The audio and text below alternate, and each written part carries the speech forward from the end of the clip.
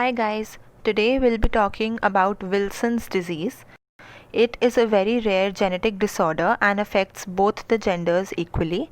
Before directly talking about the disease, let us have an overview of copper metabolism in our body.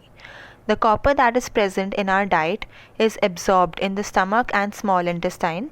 It is then circulated and taken up by different tissues of the body. Finally, it gets excreted in the bile, with some of it getting reabsorbed. Now, what happens in Wilson's disease is that the copper does not get excreted properly and gets accumulated. The disease occurs due to a mutation in the ATP7B gene, which codes for copper transportation. Whenever copper levels are high, the protein coded by this gene helps in copper excretion. Due to mutation, copper does not get excreted and starts to collect in the body. It is inherited as an autosomal recessive condition, which means that the gene must be present in both the parents. So, the child will have this disorder at birth, but it is only known when the copper accumulates in the brain, liver, or other vital organs, and symptoms start to appear, which is mostly before 40 years of age and usually in the teenage. Now, the symptoms will depend on the organ that is affected. So, the liver related symptoms include fatigue, appetite loss, jaundice, vomiting, swelling of abdomen and legs, itching, etc.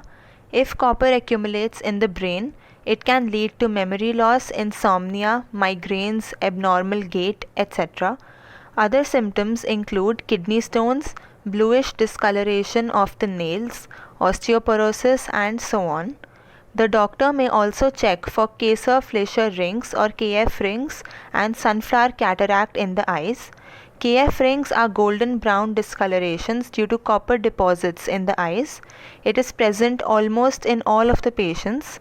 In sunflower cataract, there is a multicolored center with outward radiating spokes. Wilson's disease can develop into liver failure and brain damage if left untreated. Moving on to the treatment, Wilson's disease is a chronic condition and does not have any cure. Lifelong treatment is required. Now, the first treatment is to remove excess copper from the body. For this, certain medications are given to help in copper elimination. Second approach is to maintain normal levels of copper after removal. For this, zinc is given as it blocks the copper absorption. The third treatment comprises of long-term maintenance therapy, like avoiding the foods that are rich in copper. If these treatments do not help, then a liver transplant is the final solution.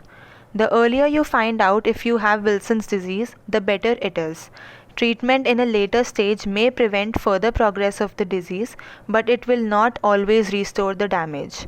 People in the advanced stage will just have to learn how to manage their symptoms over the course of their life.